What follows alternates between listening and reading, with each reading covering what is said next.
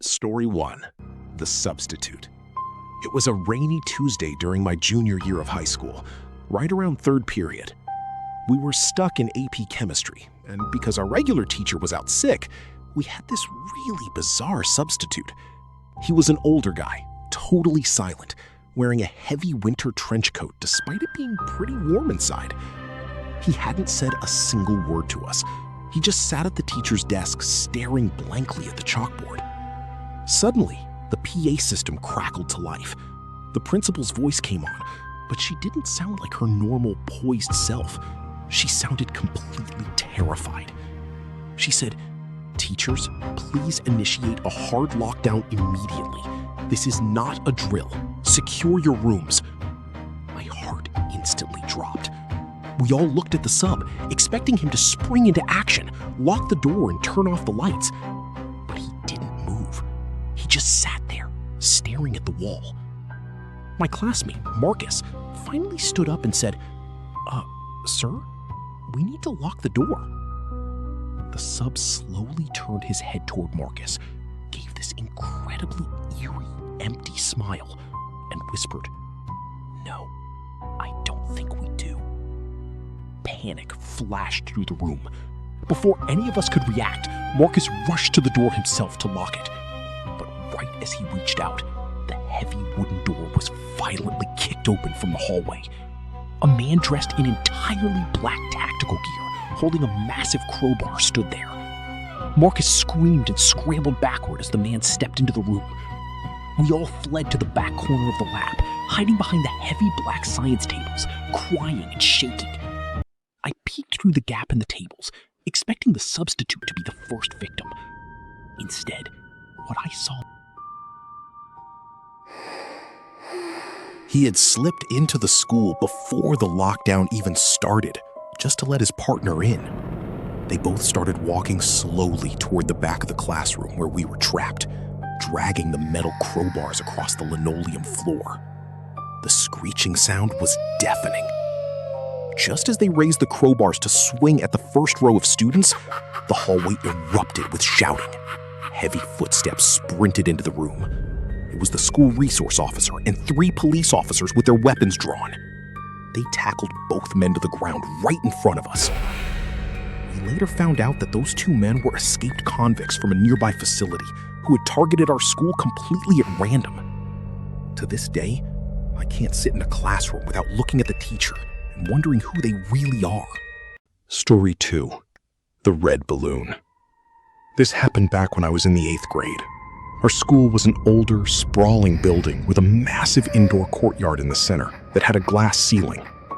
It was right after lunch, and I was in my art class, which had a big window looking directly out into that central courtyard.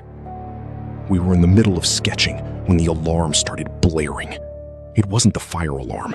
It was the continuous, high-pitched wail reserved for a full-scale intruder lockdown. Her art teacher, Mrs. Gable, immediately threw the light switches, grabbed her keys, and locked the classroom door. She ushered all 20 of us into the supply closet at the back of the room. It was incredibly cramped, hot, and smelled heavily of paint thinner and fear. We sat there in total darkness for about 15 minutes. The silence was heavy, broken only by the sound of muffled sobbing from a few girls next to me. Then, we heard a sound coming from the main classroom.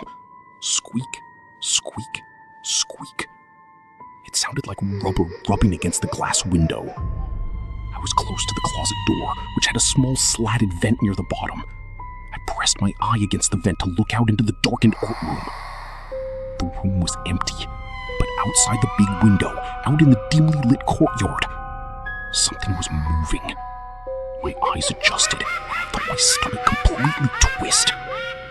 Walking slowly through the courtyard was a person dressed in a tattered, filth-covered clown suit. But this wasn't a funny clown. He was wearing a disturbing, distorted porcelain mask, and in his hand, he was holding a single, bright red helium balloon. He walked right up to our classroom window, pressed his masked face against the glass, and started tapping on it with a long, dirty fingernail. Tap, tap, tap. He knew we were in there. He began tying the string of the red balloon to the door handle of our classroom from the outside. Then he pulled a massive, rusted hunting knife from his pocket and began violently scratching words into the glass of our window. After what felt like hours, we heard the distant shouting of the SWAT team clearing the building. The clown stopped, looked toward the sound, and then slipped away into the shadows of the courtyard. When the police finally unlocked our closet and let us out, the clown was gone. But looking at the art room window, carved deeply into the glass in jagged letters, was the message, "I see you."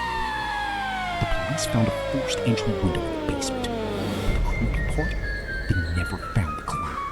And they discovered he had left a single red balloon tied to the door of every single classroom he visited that day. Story 3. The Basement Lockers. I'm 20 years old now, but to this day, I cannot step inside a locker room without a cold, suffocating wave of panic locking up my chest. What happened during the final hour of my freshman year of high school didn't just scare me. It permanently altered my reality. It was a bleak, overcast Thursday in mid-October. We were in the absolute last period of the day, gym class. We had just finished a loud game of basketball, and about 12 of us guys headed down into the boys' locker room to change out of our gear. To understand why this became an absolute trap, you have to picture the layout. The locker room was buried deep in the basement level of the building. There were no windows, no natural light, just a subterranean concrete bunker lined with rows of dented metal lockers. The air was heavy, smelling of old sweat and rust. The only way out was a steep set of concrete stairs leading up to the main gym. We were all laughing, completely checked out for the weekend, when the PA speaker directly above our heads suddenly violently exploded to life. The audio shrieked with a horrific burst of feedback. Then came the vice principal's voice. We could literally hear him gasping for air as he choked out the words. "Code Red! This is a Code Red lockdown! All students and staff seek immediate shelter! This is not a drill!"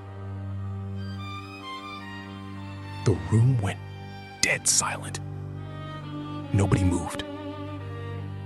Then, our gym teacher, Coach Miller, scrambled halfway down the stairs. His face was a ghostly, translucent white. He looked right at us and whispered in a fierce, trembling tone, "Boys, get to the back. Do not make a single sound. Lock the deadbolt right now."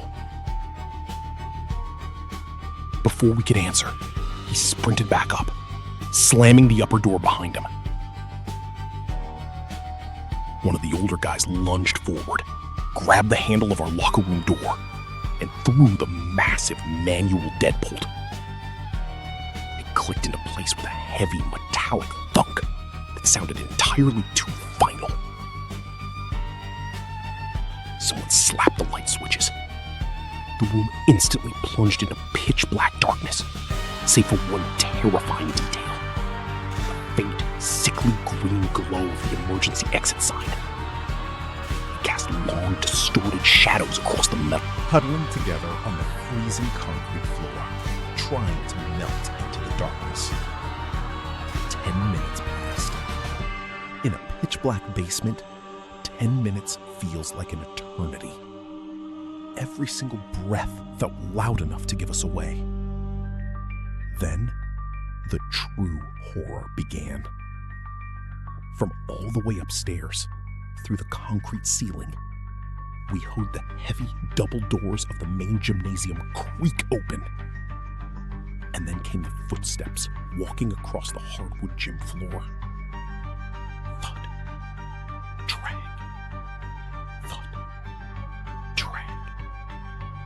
It was a slow, uneven, rhythmic cadence. It sounded like someone dragging something incredibly heavy and awkward behind them. The footsteps traveled across the empty basketball court, tracking a direct path toward the concrete stairs leading down to our exact location. My heart began hammering against my ribs so violently I thought it would give us away. The footsteps reached the top of our stairwell, and then they began to descend the concrete steps. Thud. Drag. Thud. Drag. Each step echoed louder and louder off the narrow walls. Suddenly, the shadow of a person blocked out the faint light bleeding from under the door. They had stopped right outside. We all held our breath. Suddenly, the metal doorknob began to rattle. At first, it was just a casual turn. But when the deadbolt... The entire door erupted. Bam! Bam! Bam! The person started violently throwing their entire body weight against the heavy metal door. Chunks of drywall and dust drifted down from the ceiling. We just silently prayed the hinges wouldn't snap. Then, the banging stopped.